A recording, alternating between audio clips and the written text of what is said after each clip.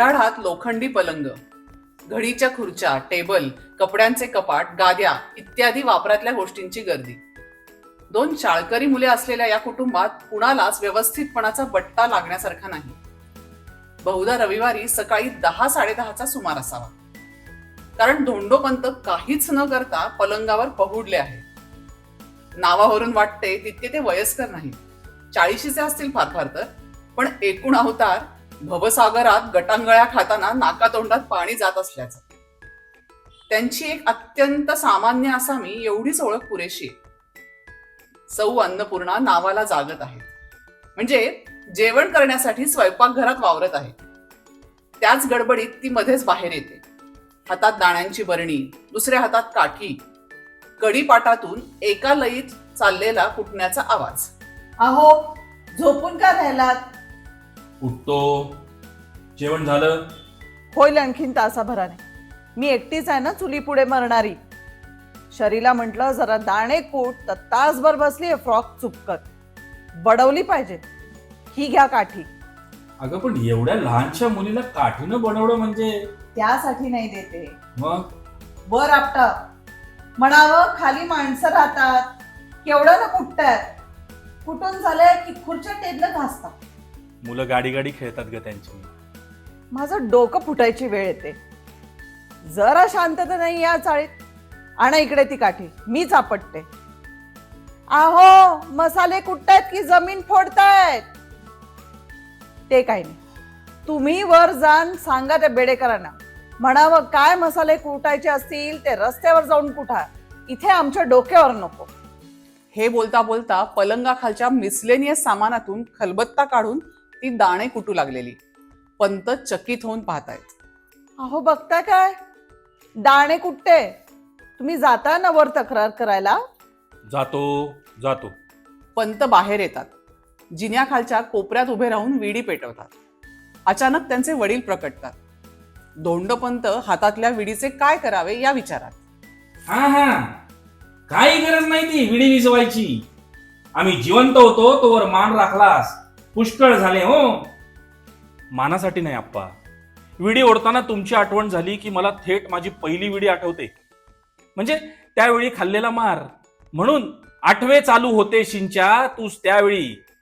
पण माझ्या बंडलातल्या विड्या चोरून नेल्यास एखाद्या सराईतासारख्या. सराईत कसला? काळेपेटी चोरायची विसरलो. देवळातल्या भैरवाच्या पणतीवर विडी पेटवायला गेलो तर ती सुद्धा लगेच विजली. मुकाट्यानं घरी आलो तुमचा मार खायला. सडकून मार खाल्लास, पण उपयोग काय झाला? म्हणजे आम्ही फुकटचे हात दुखून घेतले, पण तू काय विडी सोडली नाहीस. नाही, तशी सोडतो अधूनमधून. चांगली 4-5 दिवस सुद्धा सोडतो. त्यावेळी बरं का एकदम आरोग्याचा साक्षात्कार होतो. मन कसं आनंदी उत्साही होतं. आणि त्या उत्साहात मी परत एक विडी शिलगावतो. पोरगा विड्या ओढायला लागला की काय दुःख होते हे नाही समजायचे हो तुला. चांगलं समजते. सख्या पोरानं आपल्या विड्या पळवाव्यात म्हणजे मनाला वेदना झाल्याशिवाय कशा राहतील. मला चांगली बारीक नजर ठेवावी लागते शंकरावर. नवी पिढी भलती बिघडत चालली हो. आमच्या वेळचं काही राहिलेलं नाही आली. ठाऊके या जातोयस ना वर त्या बेडेकरला दम भरायला. छेव, मी बाहेर पडलो ती ही दाणे कुटायला लागली म्हणून. हिच्या कुटण्यापायी खालच्या मजल्यावरचे अण्णा गुळवणी माझा गळा धरायला आले म्हणजे. बर, बाकी सगळे ठीक आहे ना? काही ठीक नाही तीर्थरूप. सगळं इतकं भराभर बदलतंय. मला तर कधी कधी काही समजेन असं होतं. तू बेमट्या मुळातच व्यवहारी अपूर्णांक हो. बेन्सन जॉन्सन मधली नोकरी टिकून धरलीस एवढीच तुझी हुशारी. काही बदलत नाहीये जग. मी जन्मभर जिथे घासली ते पोस्ट ऑफिसच घे. राहिले आहे ना पूर्वी इतकेच कळकट का झाले त्याचे ताज हॉटेल. पोस्ट ऑफिस नसेल बदललं, पण आमची भवानभाई चाळ बदलते. एकसारखं वाटतं आप्पा आपल्या पाठीमागं खूप काय काय घडतंय आणि आपल्याला त्यातलं काही म्हणजे काही कळत नाही. माझी आठवण करीत जा, म्हणजे मार्ग सापडेल. घाबरू नकोस. जग बदललं तरी माणूस तोच राहतो. वडील जातात, पंत घरात शिरतात. बेडेकरांना दम देऊन येत असल्याप्रमाणे. अरे जा जा, साल्या समजतो काय स्वतःला? हा, जादा बकबक केली तर ऐकून घेणार नाही. हा, शंकर, वय वर्षे 10, तो घरात येतो. आई, फादर कुणाशी बोलतायत? अरे वरच्या बेडेकरांना दम भरून आलेत. बंडल, अगं विडीचा दम भरत होते. मी पाहिलं खाली चौकातून त्यांना. तू काय करत होतास चौकात? हा, अभ्यास नाही का तुला? आण प्रगती पुस्तक, आण तुझं. अरे दाखव त्यांना, सही हवी आहे ना त्यांची. मग लपून किती दिवस ठेवणार आहेस? हे तुझं प्रगती पुस्तक? प्रगती म्हणे, अधोगती पुस्तक म्हणायला पाहिजे याला. दर महिन्याला नवीन नवीन विषयात नापास.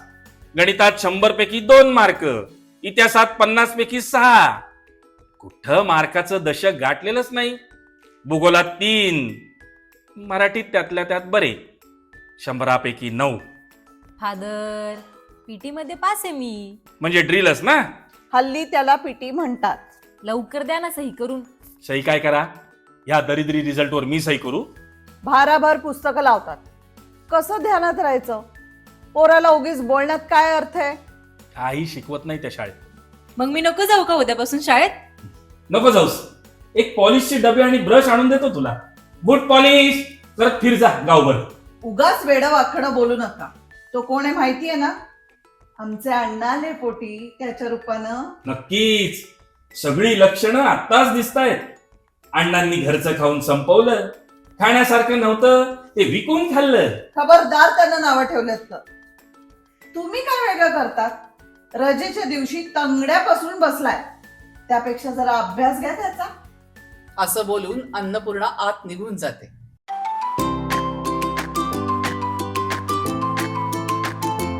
सख्ख्या मैत्रिणीकडे जायचं होतं म्हणून अपॉइंटमेंट वगैरे घेण्याची औपचारिकता टाळली आणि ऐन वेळेस जाऊन धडकली. तर ती पठ्ठी नखशिकांत अवतारत होती. डोक्याला फडकं गुंडाळलेलं, अंगामध्ये तंबू वजा अस्ताव्यस्त गाऊन घातलेलं, एका हातात झाडू आणि दुसऱ्या हातात आणखी एक फडकं. आवरावर चाललीये, तिनं घनगंभीर आवाजात सांगितलं. ते दिसत होतच, तरी उगाच काहीतरी बोलायचं म्हणून बोलले. एवढा पसारा झाला होता का? काही विचारू नकोस. आमचं घर हे कायमच पसरलेलं असतं. कुठे ग? छान ठेवतेस की. हो, गेल्या महिन्यात पुतणीचं लग्न झालं. वराडी आमच्याच घरी होते. 20-25 माणसं 4-5 दिवस राहायलाच होते. शिवाय आणखी अनेक नातेवाईकांची ये जा. घरात एक वस्तू जागेवर राहील तर शपथ. अगं होतं असं. सगळे लग्नाच्या मूडमध्ये असतात की नाही. मागची आवरावर करायला आपण असतोच की खंबीर. आम्ही तर लग्न झाल्यापासून आम्ही कधी राहिलेलोच नाहीये या घरात. कायम माणसांचा राबता. मोठं कुटुंब ना, त्यात हे आमचं घर असं मोक्यावरचं. कोणीही केव्हाही धडकावं असं. मैत्रिणीने आपलं घर पुराण सुरू केलं. मला तर समजतच नाहीये कुठून सुरुवात करावी ते. उगाच सगळं उपसलंय पुढ्यात. अगं, आणायचे आपण आता दोघी घरात आहोत की नाही. माळ्यावरचं खाली काढायचं का काही? वाटल्यास मी खाली उभी राहून एक एक वस्तू घेते ना हातात. मी माझ्या परीने तयारी दर्शवली. परमेश्वरा, माळा आमचा, आमच्या सासूबाईंचा गेल्या 50-60 वर्षांचा सांसारिक इतिहास कोंबून भरलाय बाई तिथे.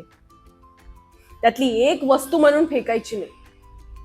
ज्यात त्यांची मुलं झोपली, ते लाकडी पाळणे, खेळणी, ते लाकडी घोडे, ते सुद्धा आम्ही इथे सांभाळायचं. आणि काय ग, ती वरांड्याची खोली केलीत ना 5-6 वर्षापूर्वी, ती कशी एवढी ठसाठसा भरलेली दिसतीये? मी आपलं कुतूहलानेच विचारलं. ते होय, ते आमच्या दिरांचं समाजकार्य. आधुनिक विचारांचं वधूवर सूचक मंडळ चालवतात ना ते. जाऊबाई गेल्यापासून तर इथंच तर मुक्काम आहे त्यांचा. ती सगळी अडगळ पुन्हा आमच्या सुरावर. मैत्रिणीने अडचणीचा पाढा सुरू केला. तासभर बसले होते मी, पण तिने एकही काम काही केलं नाही. नुसती तक्रार करत राहिली. हा हे खरंच आहे की मोठ्या कुटुंबातली मोठी सून म्हणून तिच्या घरचा खूप फायदा खूप लोकांकडून घेतला गेला. तशात काही बाबतीत परिस्थितीची भर पडली म्हणा. जाऊ अकाली वारली, सासऱ्यांचं दीर्घकालीन आजारपण आलं, घर पसरत गेलं, विस्कटत गेलं. राजा राणीचा टुकटुकीत संसार करणं अशक्य झालं. तसा संसार कोणत्याही स्त्रीला आवडतोच. मैत्रिणीलाही तो नक्कीच हवा होता, पण योग आला नाही. हे वास्तव ती स्वीकारत का नाही? सारखी त्याविषयी तक्रार करून काही फरक पडणार आहे का? बदल होणार आहे का? मी तिला थोपवण्याचा पूर्ण प्रयत्न केला. म्हटलं चल त्या जास्तीच्या भांड्यापासून सुरुवात करूया. एक पोतान आणि त्यात ती जी न लागणारी जी भांडी आहेत ना, ती आपण एकात एक घालून शेवटी तेच पोतं त्याच पिंपात भरून ठेवूयात. किरकिऱ्या मुलाचं रडं थांबावं म्हणून कसा विषय बदलतात, त्याला कशात तरी गुंतवायला बघतात, तशी माझी धडपड चालू होती. पण ती बदली नाही. उलट पिंप हा विषय काढता जास्त सुसळली. म्हणाली, ते पाहिलंस ना, भिकारड पत्र्याचं पिंप मला ठेवलं, चांगलं तांब्याचं होतं ना, ते दिलं तेव्हाच नंदेला.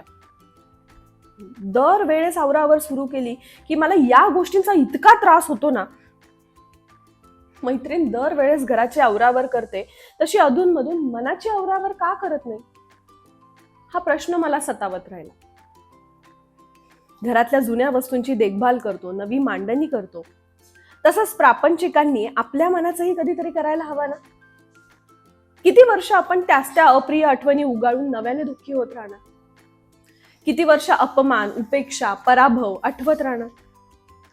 त्या भावना उगाळत बसल्यावर नव्या ताज्या विचाराला आपल्या मनामध्ये जागा राहील का? कशावरून आपली समजूत बरोबर असेल?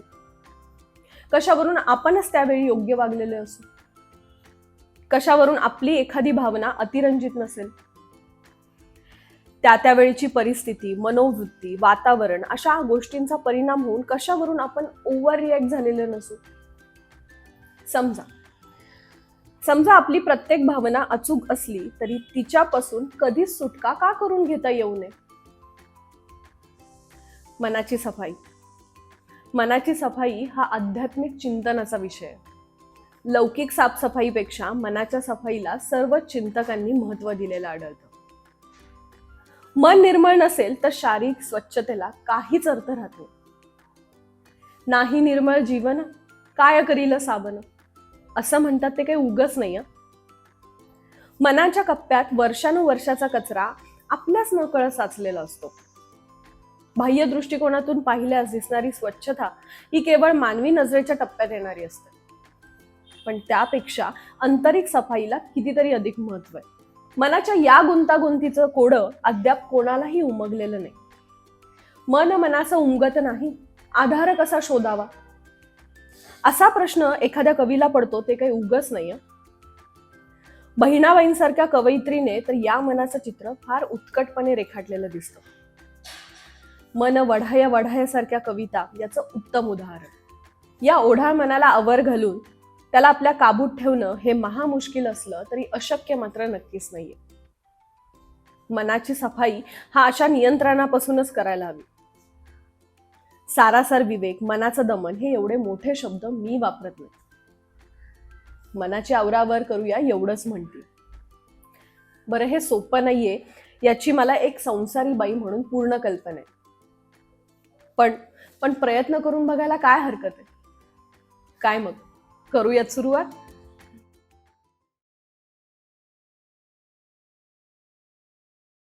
जेव्हा तिला वाटतं तुम्ही जवळ यावं, जेव्हा तिला वाटतं तुम्ही जवळ यावं याचा अर्थ तुम्ही जवळ घ्यावं. अशा क्षणी चष्मा पुसत तुम्ही शुद्ध काव्य बोलत बसलात, व्यामिश्र अनुभूती शब्दांनी तोलत बसलात, तर काय खाली डोकं वर पाय. जेव्हा ती लाजत म्हणते आज आपण पावसात जायचं, याचा अर्थ चिंब भिजून तिला घट्ट जवळ घ्यायचं.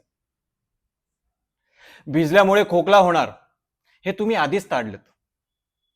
भिजणं टाळून खिशातून खोकल्याचं औषध काढलं. तर काय? तर काय? खाली डोकं वर पाय. तिला असतो गुंफायचा ह्या क्षणी श्वासात श्वास. तिला असतो गुंफायचा ह्या क्षणी श्वासात श्वास. अनंततेवर काळाच्या तुमचा असतो दृढ विश्वास. तुम्ही म्हणता थांब जरा आणि होता लांब जरा. तुम्ही म्हणता थांब जरा आणि होता लांब जरा. तुम्ही चिंतन करीत म्हणता दोन श्वासांमध्ये जे अंतर असतं काळाच्या पकडीत ते कधी सुद्धा मिळत नसतं. तर काय? तर काय? खाली डोकं वर पाय. भाषेच्या ज्ञानाने तर तुम्ही महामंडित असता. भाषेच्या ज्ञानाने तर तुम्ही महामंडित असता. व्याकरणाचे बारकावे ह्याचे तुम्ही पंडित असता. ती ओठ जवळ आणते. ती ओठ जवळ आणते. व्याकरणात तुम्ही शिरता. ओठ हे सर्वनाम ह्याचा तुम्ही विचार करता. तर काय? तर काय? खाली डोकं वर पाय. खाली डोकं वर पाय.